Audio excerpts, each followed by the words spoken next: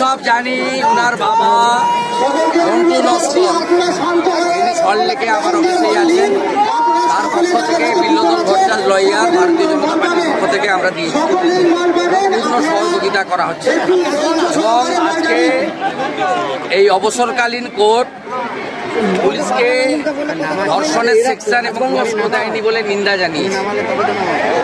আবার প্রমাণ হলো যে মমতা বন্দ্যোপাধ্যায় তার ভোট ব্যাংককে বাঁচানোর জন্য, যেহেতু একটি মুসলিম ছেলে গ্রেপ্তার হয়েছে মূল অভিযুক্ত, মমতা বন্দ্যোপাধ্যায় তার ভোট ব্যাংককে বাঁচানোর জন্য তিনি আজকে তার পুলিশ এই কাজ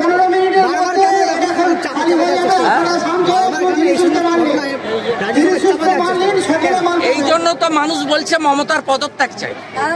এই জন্য তো মানুষ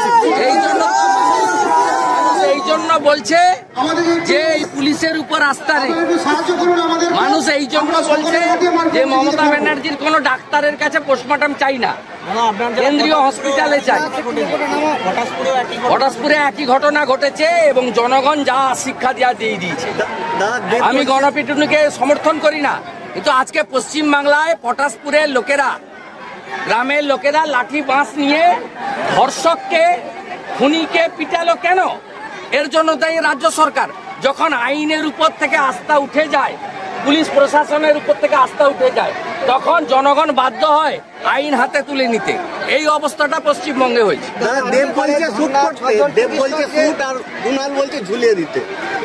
এদের দুজনের কথারই উত্তর দেব, দুজনের কথারই উত্তর দেব। দুজনেরই মালিক এক, মমতা ব্যানার্জি, তাকে আমি হারিয়ে।